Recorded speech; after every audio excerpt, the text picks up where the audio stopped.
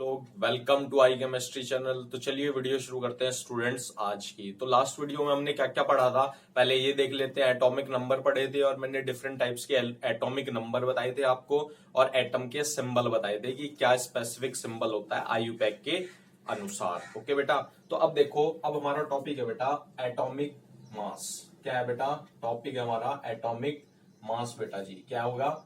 Atomic mass. Okay जी, तो देखो atomic mass क्या होता है पहले ये देखते हैं बेटा।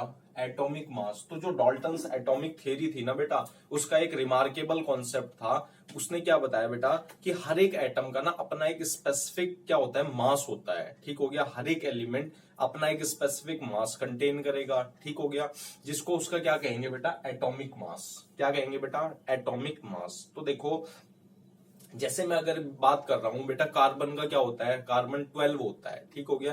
12 एक एटॉमिक मास है उसका। तो वो क्या होता है बेटा? एक कांस्टेंट क्वांटिटी है, वो एक्सपेरिमेंटल वो एक कांस्टेंट क्वांटिटी है, वो हमेशा उसके बराबर रहेगा। तो अब हम इसको ऐसे देख सकते हैं बेटा, जो हमारा आजकल चल रहा है ना, यानी आईयूपैक के नोमेनक्लेचर के अनुसार क्या चल रहा है बेटा? यू कहते हैं उसकी, यानी यू होती है उसकी क्या बेटा? आपकी ये कह सकते हो यूनिट। किस में मेजर होता है एटॉमिक मास? यू में मेजर होता है। यू क्या है बेटा? यूनिफाइड मास। क्या है बोलो जी? यूनिफाइड मास है जी। क्लियर है बात इतनी? अब देखो, पहले जो हमारा होता था ना, वो किस में मेजर होता था बेटा? जो एटॉमिक मास था ना, वो एएमयू में मेजर होता था। एएमयू। एएमयू क्या था बेटा? Atomic mass unit. क्या थी बेटा? Atomic mass unit. क्लियर है बात? अब देखो ये समझते हैं, ये एटॉमिक मास यूनिट क्या है। देखो, ये एटॉमिक मास यूनिट वो मास यूनिट है, ध्यान से समझना बेटा। यानी अब देखो, जो भी हमारा एटॉमिक मास था ना, वो किसी के स्टैंडर्ड रेफरेंस से लिया गया है। मान लो जैसे कोई रिलेटिव फिनोमिना होता है ना, तो ये कार्बन 12 के रिलेटिव मास से लिया गया है। तो ये समझो पहले एटॉमिक मास यूनिट क्या होती है। तो एटॉमिक मास यूनिट वो मास यूनिट होती है जिसकी वैल्यू एग्जैक्टली इक्वल होती है कि 1/12 कार्बन कार्बन के 1 एटम के बराबर। क्लियर है बात? तो क्या होगी बेटा? जैसे समझो, हमें पता है कार्बन क्या होता है बेटा? 6 होता है, C6 होता है। तो आइसोटोप आप जानते हो, आइसोटोप किसको कहते हैं? जब एटॉमिक नंबर सेम हो जाए और क्या हो बेटा? और क्या हो, हमारा एटॉमिक मास डिफर करने लग जाए, उसको कहते हैं आइसोटोप। तो देखो, एक कार्बन का 12 आइसोटोप होता है, होते 3 आइसोटोप होते हैं, C612, ओके, 6C12, 6C13 और 6C14। अब समझो बेटा इनमें तो होता क्या है, मैंने आपको बताया एटॉमिक मास यूनिट वो मास यूनिट होती है जिसकी वैल्यू एग्जैक्टली इक्वल होती है किसके? 1/12 कार्बन के 1 एटम के बराबर। बात क्लियर है? तो इसका मतलब इसको बेटा ऐसे समझो कि जो एटॉमिक मास यूनिट होगी ना, मैंने कार्बन को 12 पार्ट्स में लिखा, ठीक हो गया? उसके 1/12 पार्ट की वैल्यू के बराबर होगी 1 एटॉमिक मास यूनिट। क्लियर है या नहीं बात? ओके जी। अब देखो, मैं आपको एक और एग्जांपल से समझाता हूं बेटा। देखो, अब मान लो एक हमारा क्या है बेटा? फ्रूट सेलर है। ठीक हो गया? अब देखो, उसको ना बहुत सारे फ्रूट्स बेचने हैं। तो वो एक वाटरमेलन लेता है। क्या लेता है बेटा? वाटरमेलन उसने लिया। ठीक हो गया? उसने क्या लिया? वाटरमेलन लिया। अब उसको ना उसकी स्टैंडर्ड यूनिट नहीं पता, मतलब उसको ये नहीं पता इसका वेट कितना है। उसने ये कह दिया बेटा कि इसका वेट ना 12 यूनिट मास है। क्या है बेटा? इसका वेट क्या है? 12 यूनिट फ्रूट है, मतलब 12 यूनिट मास है जी इसका।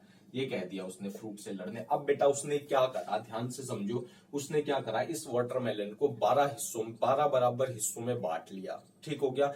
अब उसने क्या काम किया, अब अगर वो कोई भी फ्रूट बेच रहा है ना, वो उसके इसके रिस्पेक्ट से बेच रहा है। अब मान लो उसने ग्रेप्स बेचे, तो उसने एक टुकड़ा इधर वाले अब वो वेइंग मशीन होती है ना उनके पास, इस वाले वेइंग मशीन में रख दिया, और इधर मतलब इधर एक वाटरमेलन का टुकड़ा रख दिया। ठीक हो गया? देखो ध्यान से समझो, इधर एक वाटरमेलन का टुकड़ा रख दिया बेटा।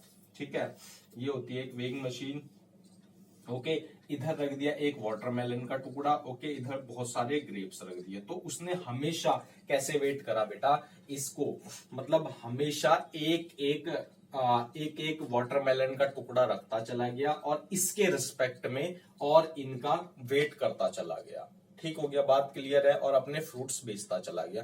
तो हमें ये बात समझ में आती है बेटा, जो हमारा एटॉमिक मास यूनिट होती है वो मास यूनिट होती है जिसकी वैल्यू एग्जैक्टली इक्वल होती है 1/12 पार्ट ऑफ कार्बन 12 कह दो या वाटरमेलन 12 कह दो। ठीक हो गया। वाटरमेलन का मैंने आपको इसलिए एग्जांपल समझाया ताकि आपको अच्छे से समझ आ जाए। क्लियर है बात? एटॉमिक मास यूनिट बेटा क्लियर होगी। अब मैं आपको कुछ एटम्स के, कुछ एलिमेंट्स के बेटा एटॉमिक मास आपको याद करने होंगे, क्योंकि एक्सपेरिमेंटल क्वांटिटी है, वो मैं यहाँ पर कुछ लिख देता हूँ। शुरू के 10 एलिमेंट्स के लिख देता हूँ बेटा। ठीक हो गया, ये आप याद कर लेना। तो लिख देते हैं बेटा, दोबारा से लिखते हैं शुरू से। ठीक है, चलो 20 लिख देता हूं बेटा मैं। शुरू के 10 20 लिख देता हूं, वो आप अच्छे से याद कर लेना। ठीक है, क्लियर है जी बात? अब देखो ध्यान से समझो बेटा, यहाँ पे लिख रहा हूं मैं एटॉमिक नंबर। क्या लिखा बेटा मैंने? एटॉमिक नंबर लिख दिया। ठीक हो गया। यहाँ पर लिखा मैंने एटॉमिक सिंबल। ओके, सही है बात? सही है बात बेटा, क्लियर है। और यहाँ पर क्या लिखा बेटा मैंने? एटॉमिक मास लिख दिया जी। क्या लिख दिया? Atomic mass. क्लियर है बात बेटा? तो देखो 1 2 3 4 5 6 7 8 9 10 कर लेते हैं बेटा, बहुत है। देखो जी 1 पे क्या होता है हमें पता है, हाइड्रोजन, हीलियम, लिथियम बेटा जी, beryllium, boron, carbon, nitrogen, oxygen, fluorine, फिर नियोन। क्लियर है बेटा बात? अब देखो बेटा, हाइड्रोजन का एटॉमिक मास 1 होता है, हीलियम का कितना होता है बेटा? 2 होता है, यानी 4 होता है। लिथियम का कितना होता है बेटा? 3। कितना होता है? 7 हो जाता है जी। क्लियर है बात? अब इसका क्या आता है? बेरिलियम का 9 होता है। बोरोन का कितना होता है जी? 10 हो जाता है। कार्बन का 12 होता है। नाइट्रोजन का कितना होता है? 14 होता है। और कितना बेटा? और हमारा ऑक्सीजन का कितना होता है? 16 हो जाता है जी। और उसके बाद क्या है? फ्लोरीन का 19 हो जाता है। नियोन का 20 हो जाता है। क्लियर है बेटा बात? इज इट क्लियर और नॉट? तो ये आपको कुछ एटॉमिक मास है बेटा, वो आपको याद करने होंगे। ओके जी। अब देखो अगर मैं कुछ और देखता हूं बेटा, और कुछ और स्पेसिफिक के भी देख लो। ठीक है, नियोन के बाद क्या आएगा बेटा? Sodium, magnesium. कल मैंने 15 करवाए थे ना, sodium, magnesium, aluminium, silicon, phosphorus. ठीक है, तो इसका देखो बेटा, इसका 23 होता है, मैग्नीशियम 24 होता है, एल्यूमिनियम 27 होता है, सिलिकॉन 28 होता है, फॉस्फोरस 31 होता है। क्या हो गया बेटा? ये सिंबल लिखे मैंने यहाँ पर, सिंबल। और ये क्या है बेटा? Atomic mass. क्लियर है बात? Atomic mass. ठीक है, बात क्लियर है बेटा?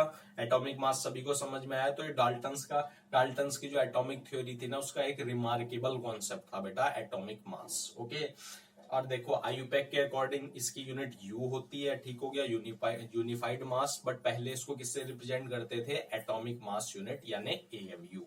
क्लियर है? अब देखो क्वेश्चन ये पुट होता है बेटा, ये एटम्स जो होते हैं ना, ये एग्जिस्ट कैसे करते हैं? How do they exist? क्या हो गया बेटा? अगला टॉपिक क्या है बेटा हमारा? How do atoms exist. Okay, क्या है बेटा हमारा टॉपिक अगला? How do atom exist. How do, क्या है जी? बोलो जी। How do atoms exist.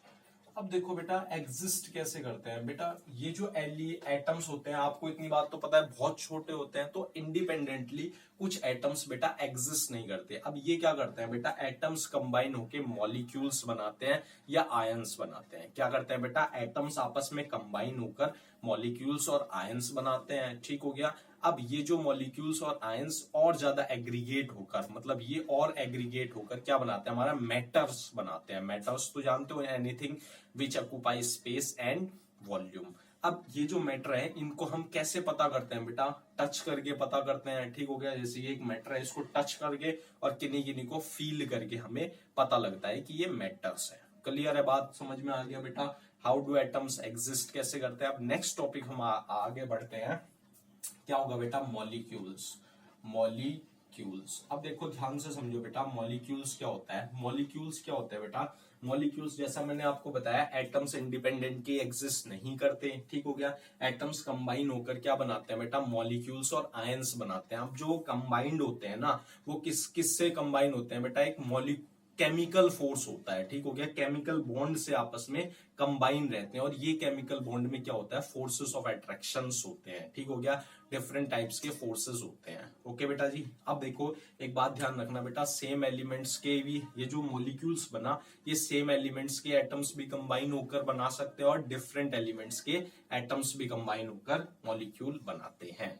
Clear है बात। देखो जैसे मैंने लास्ट टाइम भी आपको एग्जांपल बताया था, जैसे ये ऑक्सीजन का एलिमेंट है, ये ऑक्सीजन का, तो ये ऑक्सीजन के एलिमेंट्स दोनों कंबाइन होकर क्या बनाएंगे बेटा, ये O2। तो ये सेम एलिमेंट के एटम्स कंबाइन होकर मॉलिक्यूल्स बनाया। क्लियर है बात। अब देखो एक ऑक्सीजन, दो ऑक्सीजन हो गए बेटा और एक हाइड्रोजन मिलकर क्या बनाएंगे, H2O बनाएंगे जी। कैसे, H2O, ऐसे समझो बेटा।